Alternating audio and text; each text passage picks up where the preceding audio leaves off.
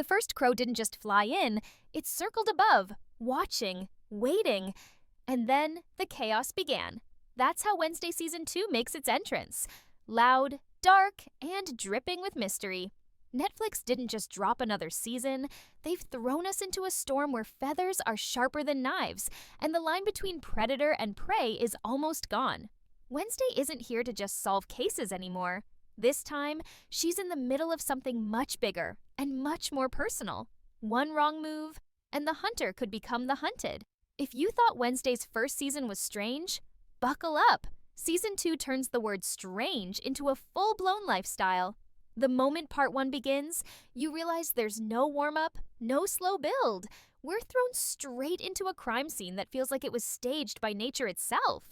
If nature had a taste for brutality, 4 episodes, 4 hours, and every minute feels like it's part of a game you didn't know you signed up for. But here's the twist. This time, the villains aren't human. They're not monsters you can point at and call evil. They're crows. Yes, crows. Not the harmless blackbirds you see on rooftops, but a lethal, organized, almost militarized murder of crows led by one with a single piercing eye. This isn't random animal behavior, it's personal, it's calculated, and it's aimed directly at Wednesday.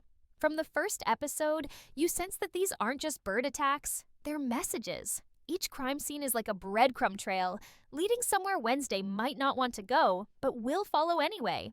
And the thing about Wednesday, she doesn't run from death, she runs toward it. She'd call it curiosity, anyone else would call it reckless. But this time, the stakes shift. It's not her life that's in danger, it's the lives of the few people she can actually stand to be around.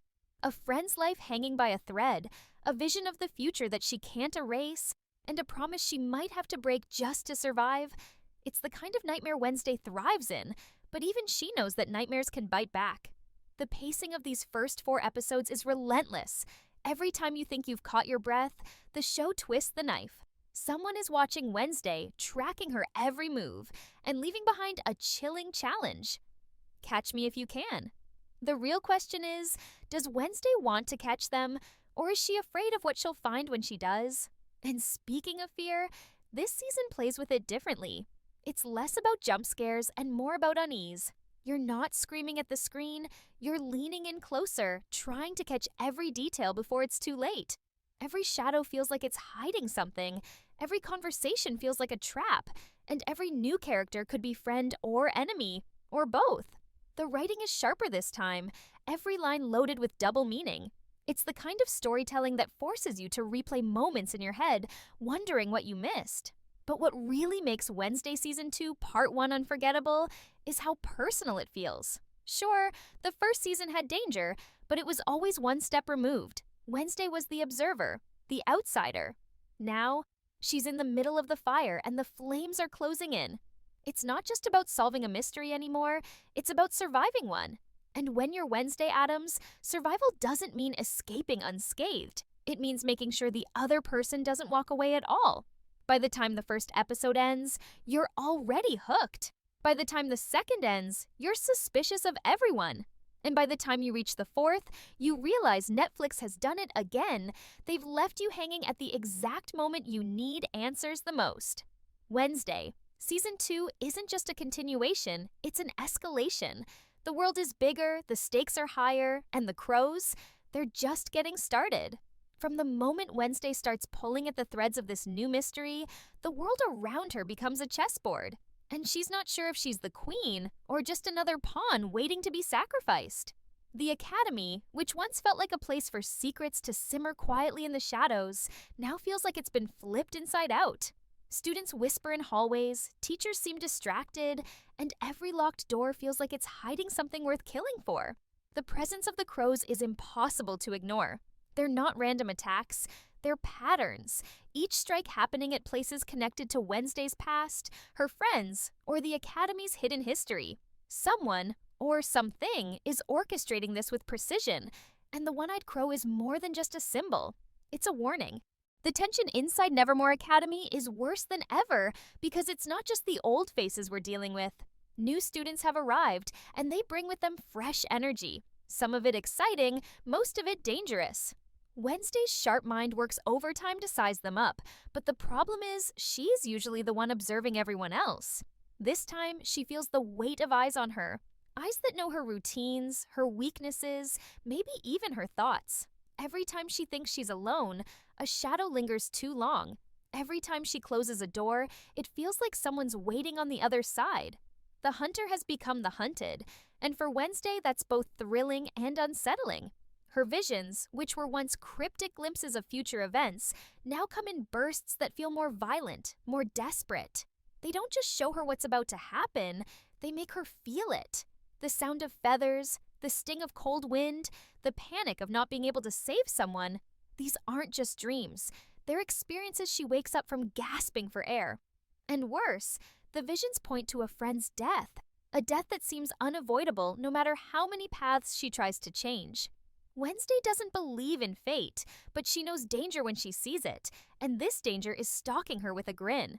Part of what makes these episodes so addicting is how unpredictable they are. In Season 1, you could sometimes guess where the clues might lead. Here, you can't. Every time you think you've spotted the villain, the show throws in a revelation that makes you doubt everything. That shy new classmate might be harmless. That cheerful teacher might be leading the crows. Even the people Wednesday trusts most feel slightly off this time, as if they're hiding just enough to make you question their loyalty. This paranoia isn't just for the audience. Wednesday herself is starting to doubt whether her allies are actually on her side. The murders themselves are unlike anything we've seen before in the Addams universe. They're staged, almost theatrical, with messages hidden in plain sight. A pattern in the blood splatter, an object left at the scene, the way the victim's body is positioned, it's all deliberate. Wednesday reads these signs like a book, but every answer she finds just opens up more questions. The connection between the victims isn't obvious at first, but when the pieces start fitting together, the picture is far darker than she imagined. It's not about random killings. It's about rewriting the balance of power inside and outside Nevermore, and Wednesday is standing right in the middle of the battlefield. The deeper Wednesday digs, the more she realizes that this mystery didn't start with the first crow attack. It started long before she even set foot in Nevermore. Every piece of evidence feels like it's connected to something buried in the Academy's history, something people have worked very hard to erase. It's like chasing a ghost that knows it's being hunted, leaving just enough behind to keep you running in circles. The faculty's behavior becomes increasingly suspicious. Principal Weem's replacement, calm, overly polite, with a voice that feels like it's hiding daggers, insists that Wednesday focus on her studies, dismissing the attacks as isolated wildlife incidents. But Wednesday knows a cover-up when she sees one. Her own dorm room is searched one night while she's gone, though nothing is taken. That's the kind of message Wednesday doesn't ignore. It's not about stealing, it's about letting her know they can get to her whenever they want. Meanwhile, her relationships are becoming tangled. Enid is still her roommate, still a loyal friend, but she's keeping something from Wednesday. Every time the subject of the crows comes up, Enid's expression changes. Nervous, guarded. She claims it's nothing, but Wednesday notices the new scratches on her arm, the feathers stuck to her jacket. Xavier, on the other hand, offers to help but seems almost too eager, as if he's trying to get close for reasons that have nothing to do with friendship. In Wednesday's world, loyalty is currency, and she's starting to wonder if she's the only one who hasn't been bought. Her visions intensify, showing her flashes of a black-feathered figure standing at the edge of the forest, holding something small and glowing. She wakes up each time with the sound of wings in her ears, certain that whoever or whatever that figure is, they hold the key to stopping this. But there's a problem. The visions aren't just showing the future anymore. They're showing memories. Some are hers, some aren't. And some might not belong to humans at all. The attacks grow bolder. One happens in the middle of the day, right in front of the Academy gates, leaving a student dead before anyone can react. The crows strike fast, almost too fast for the human eye, and vanish without a trace. Wednesday studies the crime scene like a surgeon. Every angle, every mark. She notices something no one else does. A single, perfectly clean claw mark carved into the stone, too precise to be random. It's a signature, and she's seen it before, in one of her visions, scratched into an old wooden door deep inside Nevermore's restricted archives. That discovery sends Wednesday into the Academy's basement late at night, where the air smells like mold and secrets. She finds the door from her vision, sealed with an ancient lock. Inside is a room filled with dusty books, strange jars, and paintings that seem to watch her as she moves. One painting, in particular, stops her cold. It shows a young girl who looks exactly like Wednesday, standing in a field of crows. But the date on the frame is from over a century ago. This isn't a coincidence. It's a bloodline. The next clue comes from an unlikely source. A letter slipped under her door in the dead of night. No signature, no handwriting she recognizes, just a short, chilling sentence. The one-eyed crow is your inheritance. Wednesday hates riddles she didn't choose, but this one burrows under her skin. It suggests a connection that's more than symbolic, a reason why she's being targeted. The crows aren't just enemies. They might be hers in some twisted way. Trust erodes further when Wednesday catches someone following her in the woods. She gives chase, weaving through the trees until the figure disappears into the fog. The only thing left behind is a black ribbon tied to a branch, the same type she's seen worn by one of the new students. When she confronts them, they deny everything, but their eyes flicker with recognition when she mentions the one-eyed crow. She files it away, not proof, but confirmation she's getting closer. By this point, the academy feels less like a school and more like a cage. Every classroom hides whispers, every hallway echoes with secrets. Even her own mind isn't safe. Visions hit her at random, pulling her out of the present without warning. She sees herself standing in a room filled with crows, all silent, all staring. Then the silence shatters into chaos, feathers and claws tearing through the air. In the vision, she turns to run but finds her path blocked. Not by crows, but by someone she knows. Someone smiling. The paranoia isn't just for Wednesday anymore. It spreads to the audience. By the end of the third episode, you're not sure who you can trust. By the middle of the fourth, you realize that's the point. This isn't a puzzle you can solve by logic alone. It's a trap that requires you to question everything you've seen so far. The show wants you suspicious, tense, and just a little bit lost. The most dangerous moment comes when Wednesday returns to the archives, convinced she's missed something in that strange painting. But the room is different now. Dust disturbed, shelves moved, something big dragged across the floor. In the center is a single crow feather, dipped in blood, pointing toward a gap in the wall. Inside the gap, she finds another letter, but this one is worse than the first. It's not a warning, it's a promise. You will choose who dies. That's when it hits her. The visions aren't showing an unavoidable future. They're showing her the choice she'll have to make. And the game isn't about catching the killer anymore. It's about surviving long enough to decide who gets to live. Wednesday, Season 2. Part 1 doesn't just keep the suspense alive, it strangles you with it. Every scene is layered with meaning, every character could be hiding something, and the crows, they're not just part of the mystery, they're part of Wednesday herself. And that's the most dangerous secret of all. By the time you reach the last minutes of Wednesday Season 2 Part 1, the tension doesn't just sit in your chest. It pounds like a heartbeat you can't calm down. The pace has been relentless since the very first crow appeared, but here, Netflix pulls the rug out from under you completely. It's not a gentle setup for Part 2, it's a brutal shove off a cliff with no clue if there's ground below. The fourth episode leaves Wednesday with more questions than answers, and every answer she does get feels like it's coated in poison. Her investigation has stripped away the thin mask of normalcy at Nevermore. This isn't just about a few students dying, it's about an old war no one wanted to talk about. A war that seems to have been frozen in time, waiting for someone like her to stumble into it. And that painting she found?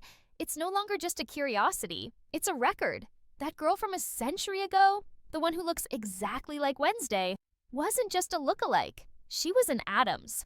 This changes everything for Wednesday. Suddenly, she's not just solving murders, she's defending her own bloodline, her own existence.